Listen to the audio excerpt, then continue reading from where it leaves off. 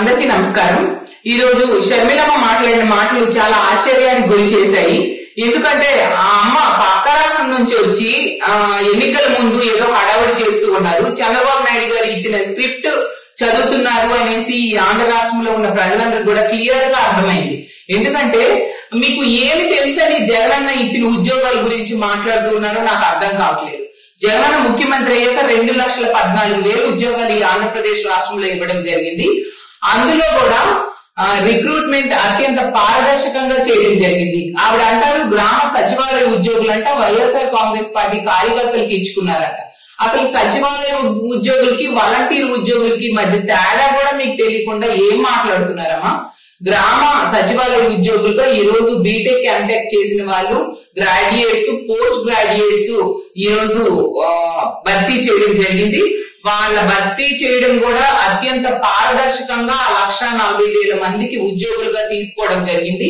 చిన్న రికమెండేషన్ కూడా ఒక ఎమ్మెల్యేను, ఎంపీను, మినిస్టర్, ఎమ్మెల్సీ దగ్గర నుంచి కూడా చిన్న రికమెండేషన్ కూడా జరగలేదు. ఈ విషయం ఈ ఆంధ్రప్రదేశ్ రాష్ట్రంలో ఉన్న గ్రామ సచివాలయ ఉద్యోగులు ఎవరిని అడిగినా కూడా చాలా చక్కగా వివరిస్తారు మీకు.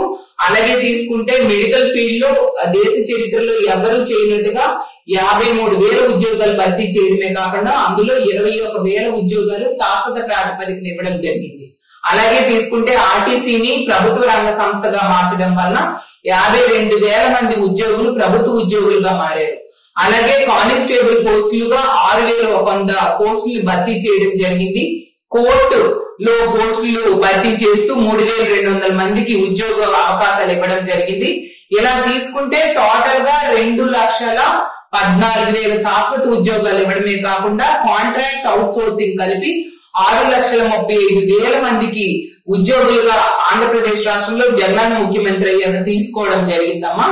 మీరు చంద్రబాబు నాయుడు గారి స్క్రిప్ట్ చదువుతున్నారు కానీ మీరు ఒక విషయం తెలుసుకోవాలి. జగనన్న ముఖ్యమంత్రి అయ్యాక ఈ రాష్ట్రంలో టీచర్ ఉద్యోగులుగా 17,000 మంది టీచర్ పోస్టులు భర్తీ చేయడం జరిగింది.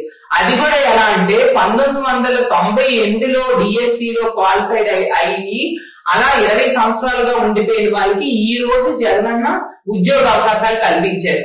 అలాగే 2008లో వైఎస్ఆర్ గారు వేసిన డిఎస్సిలో ఉన్న నిరుద్యోగులకి కోర్టుకు వెళ్లి ఆ ఉద్యోగాలు భర్తీ ఆగిపోతే దాన్ని కూడా జగనన్న ఫిల్ చేయడం జరిగింది. 2018లో చంద్రబాబు నాయుడు గారు వేసిన డిఎస్సిలో ఉన్న 7,000 మంది పోస్టులు కూడా జగనన్న ముఖ్యమంత్రి అయ్యాక భర్తీ చేయడం జరిగింది. అంటే 17,000 టీచర్ ఉద్యోగాల్ని జగనన్న ముఖ్యమంత్రి అయ్యాక భర్తీ చేశారు. ఆ విషయం కనీస అవగాహన లేకుండా మీరు ఏ విధంగా మాట్లాడుతున్నారు, ఎవరు స్క్రిప్ట్ చదువుతున్నారు అనేది ప్రజలందరూ కూడా బాగా అర్థం చేసుకుంటూ ఉన్నారు.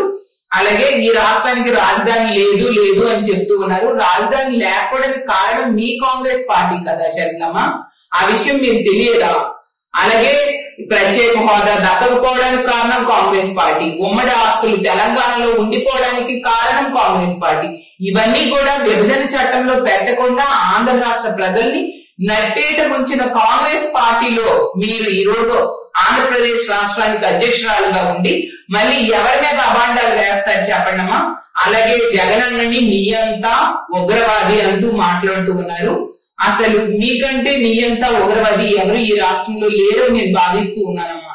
ఎందుకంటే ఈ రాష్ట్రంలో ఆంధ్రప్రదేశ్ రాష్ట్రంలో తీసుకుంటే ఆ రోజు వైఎస్ఆర్ గారి పేరుని ఎఫ్ఐఆర్ లో చేర్చడానికి కారణమైన కాంగ్రెస్ పార్టీతో పాటు కొమ్మక్కై చంద్రబాబు నాయుడు గారు ఆ రోజు ఎఫ్ఐఆర్ లో వైఎస్ఆర్ గారి పేరు చేర్చితే మీరు అదే చంద్రబాబు నాయుడు గారి స్క్రిప్ట్ ఈ రోజు చదువుతూ ఉన్నారు.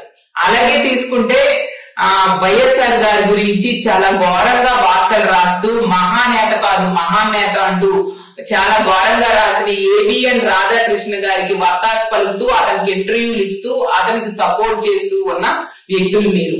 అలాగే తీసుకుంటే ఈ రాష్ట్రాన్ని అడ్డుగోలుగా విభజించిన కాంగ్రెస్ పార్టీలో చేరిన వ్యక్తులు మీరు. మీకంటే నియంతులు ఉగ్రవాదులు ఎవరుంటారు అని నేను భావిస్తూ ఉన్నానమ్మా. అలాగే తీసుకుంటే ఈ ఆంధ్రప్రదేశ్ రాష్ట్రంలో జగనన్న ఇచ్చిన ఉద్యోగాలు గతంలో ఏ ముఖ్యమంత్రి కూడా ఇవ్వలేదు.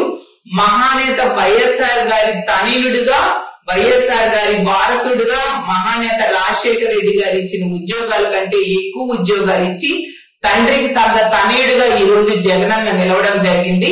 కాబట్టి మీరు వాస్తవాలు మాట్లాడితే మంచిది, లేకపోతే అబాస్ పాలకు అవడం ఖాయమని భావిస్తూ ఉన్నాను.